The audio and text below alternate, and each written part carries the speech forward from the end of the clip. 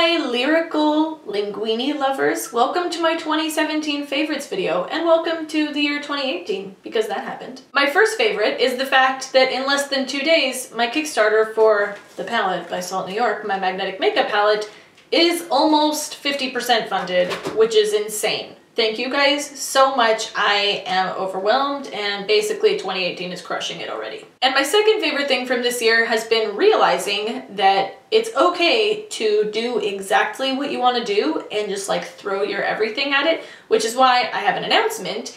In 2018, there's going to be a big change to this channel, and it is that it's no longer going to be a pretending to be only about makeup channel, and now it is just going to be a Caitlin channel, where I talk about all sorts of things, makeup included, a lot of makeup, probably more makeup than anything else, but I'm not putting limits on it anymore, because the only reason that I did that before, and one of the reasons why I don't upload content as much as I want to, is that I can't do stuff that I'm not like excited about when it comes to creativity. Like obviously I can function in my life and do dishes, more or less, but when it comes to making things, like making videos, I have to be excited or I just like can't do it. And there's so many things that I want to talk about and so many ideas that I have for videos that I'm like, oh, but it's like a beauty channel and people aren't gonna care. But I have decided that I don't care about sticking myself into boxes, because if I'm excited about it, there's probably other people that are too, and there's just a lot of stuff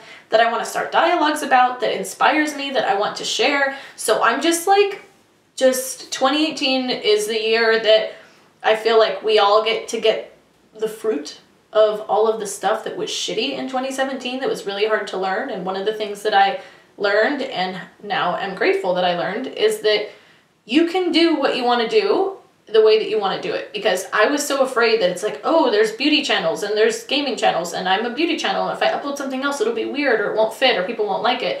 And I just think that it's so important to honor your truth and do what you're excited about and throw yourself into it. So I'm going to be uploading a lot more regularly, actually, truly, because it's going to be just me opening up to you guys and sharing a lot of different types of things. So on that note, here are some other favorites from this year. Some of them are makeup and some of them are not. My journals. I have 5 of them and I write in every single one almost every single day. I didn't write consistently in journals until this past year, and it has been a game changer because I am like this all the time with my thoughts, and so much so that in order to organize my thoughts, I can't even just have one journal. I have to have 5 different ones.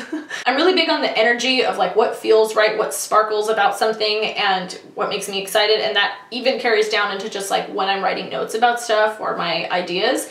And so each one of these journals I picked out like for a specific purpose, and I'll just give a quick rundown of what those purposes are.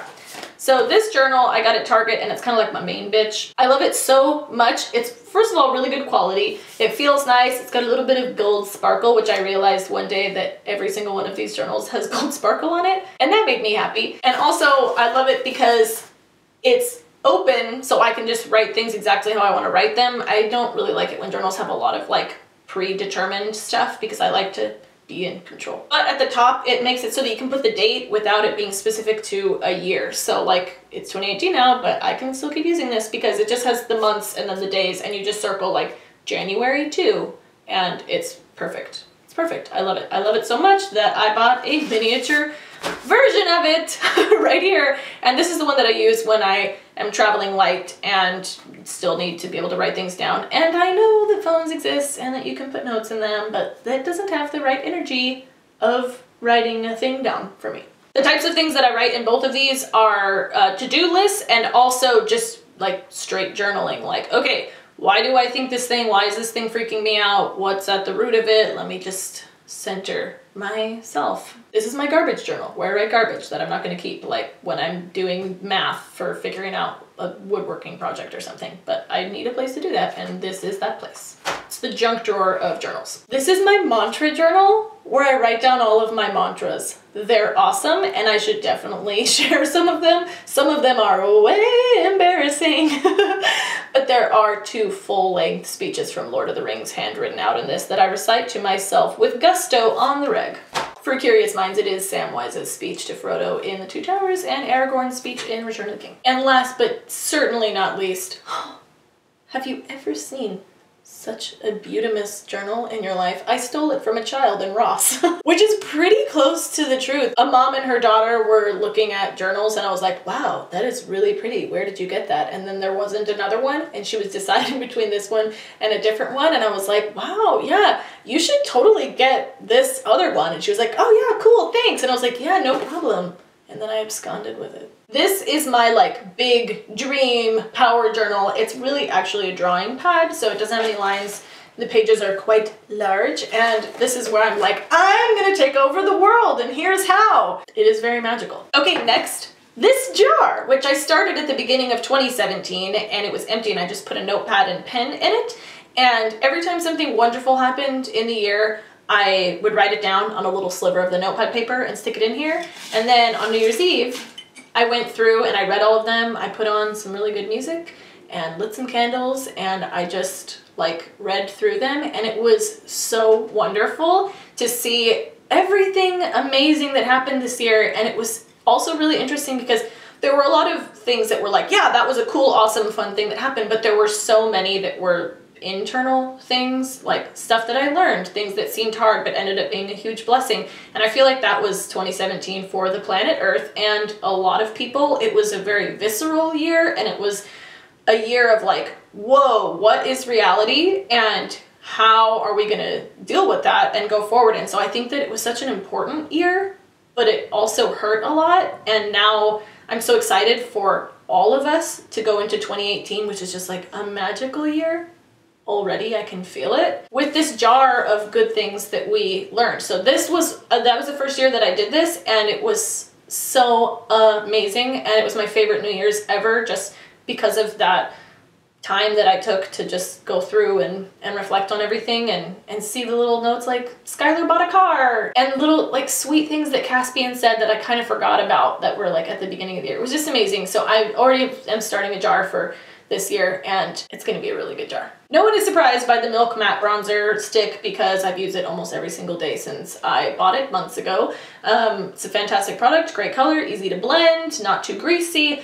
Just wish that it was smaller and didn't smell like a big weird crayon. Glossier Boy Brow, I love this stuff so much. I went through several tubes of it.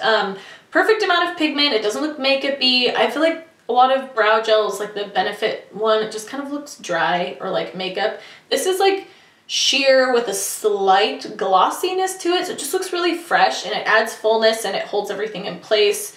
And it's just like very well executed. Like I feel like they tried to make something instead of just like, here, people will buy that, which I like when brands do that, because I feel like so many other brands are just like, hey, here's the thing, people are gonna buy it because they do that, and it's annoying to me. Switching gears back to things that are not makeup related, my vision board, which I am not gonna show you because it is way embarrassing, much like some of my mantras. But I love it so much. In fact, the inside of my house kind of looks like I'm some sort of motivational serial killer because I'm constantly writing down like thinking of things or hearing quotes that I'm like, yes, I need to look at that word or that sentence all the time and be reminded of it, so I'll just like scribble it down on a piece of paper and like stab it into my wall with a thumbtack. So looks a little bit like a crazy person is here, but like a crazy happy person. But yeah, I have multiple vision boards. I have a travel size vision board that I bring with me when I travel, and I carry them all around the house with me.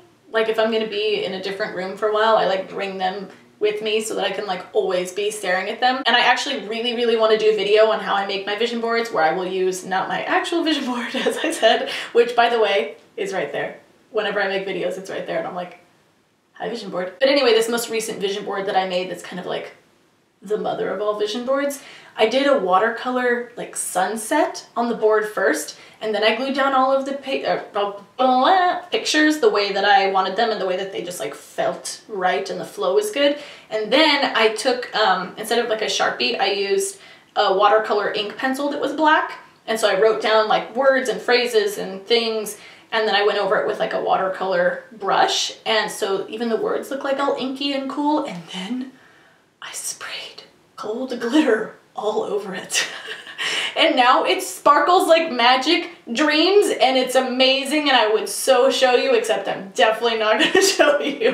But I will do a video on it because it was so fun, and it doesn't have to be expensive or hard. Like, Don't be intimidated by the like painting aspect, because I legit stole my toddler's little crappy watercolor thing that comes in like the plastic rectangle and like a toy brush, and just was like purple to pink to orange, and just kind of like did that all over it. And it looks amazing. So vision boards get 2 thumbs up, high-fiving a million angels on behalf of vision boards. My Wayne Goss eye brushes. I love them hard, y'all, especially this teeny one. Such a game changer, because not everyone has big, glamorous lid space, and using this to be precise is really incredible. These are not the most expensive brushes that I have by a long shot, but they are an investment. But if you're wanting to up your game, this is an investment I would definitely make, because they're kind of like the cheapest, price-wise, not quality, of brushes that I feel like really make my life easier and are important to me. I don't feel like I have to invest usually in face brushes, because I use a lot of sponges and fingers and things like that. I do place a lot of value on a few good face brushes for my kit, but for the most part, it's eye brushes that I really invest in and need to have like the right shapes, because I'm doing more intricate things and I need to be able to be precise and blend, and it's kind of like where we do the most advanced painting, really. And I just love these brushes. I think that they're a good price for the quality, because I haven't been able to find cheap eye brushes that really cut it for me on a regular basis. There's obviously brushes out there that work well, but for the fact that I'm using these for my work, it saves me so much time and frustration to use like really precise, high quality brushes. So recommend. Next makeup-y thing, the Luminoso blush by Milani. It's so beautiful, and it is very rare that I get this attached to a powder complexion related product, because I do prefer creams and liquids. The sheen is beautiful, it's sheer, it's a great color, nice and corally and pretty. I'm wearing it today. And I depotted it and I put it in my next favorite, the palette by Salt New York. Surprise self-plug! Oh, that sounds horrible. Did I mention that this is deep enough to fit domed products? Because it is! Also, what's this? My other makeup favorites? Who would have seen that coming? The Kat Von D Shade and Light palette is just like a staple. I use it all the time. Great quality, great colors. I took out my favorite colors and consolidated them into here. I also took out some of my other favorite eyeshadows that I use a lot from the Urban Decay Naked 3 palette and the Too Faced Semi-Sweet Chocolate palette, and the Benefit Hoola Bronzer. Those are all. And then I put a little spoolie right here, because I'm kind of obsessed with treating this like a game of Tetris and making it like every spot have a perfect little thing. And I was like, that's the perfect size and shape for a spoolie. So that's in there too. You should probably go check these out on Kickstarter if you didn't already. Favorite restaurant, Didi Thai Cuisine in Austin. It's actually a food truck. I love it so much. I miss it all the time when I'm not in Texas, although I still am there quite a bit. It's so good and I love it very much, and Thai food's my favorite. Well, it's tied with like all other types of food, but still. So delicious, but very spicy, so be warned, but I love it very much. Favorite coffee shop? This was the hardest category for me to narrow down, because I would just like to give a shout out to coffee in general for getting me through this year. Prologue Coffee in Soho, yes, it's that one. There's a lot of competition there, but it's just the coffee itself is so good, and it's a cute spot. Music, this was the year for me and many people of Chance the Rapper. I was so inspired, am so inspired by his music all the time. I also think that he's an incredible artist, and I dig his style of philanthropy. I like people who tear down industries and do things their own way and make the world better. So I appreciate those things, as well as just like the music is so good. Although there was a crap ton of good music this year. Should I make playlists for you guys? What should I do that on? Remember that I'm not like hip and cool, so tell me, is there like a website or an app? I know SoundCloud is a thing. I use it sometimes to listen to things, but what's the best way for me to like put together playlists for you guys that you can listen to? Because that would be really fun. Favorite movie this year was Get Out. There were also a lot of good movies, but that one was fun and funny and exciting, and also like great social points. So well executed. It was like 99% fresh. I can't recommend it enough. Like 2 seconds ago I said that coffee shops was the hardest category. That was a lie, because TV shows was definitely the hardest category, because I didn't even narrow it down. So Silicon Valley, Stranger Things, Workaholics, Brooklyn Nine-Nine, Dirk Gently's Holistic Detective Agency, Veep, Troll Hunters, and Hassan Minaj's Netflix special Homecoming King. So good. So much good TV. I really like TV. Dancing again, I didn't dance for like 10 years, and in the spirit of doing whatever the fuck I want, I started dancing again, even though I was like, I'm too old and I'm such a perfectionist, and I was like, I'm not like perfect at it anymore, so I can't, and I am just loving it. Just dancing my little heart out. It's been amazing, and singing also. I love dancing and singing so much. I just touched a wall and it made a noise.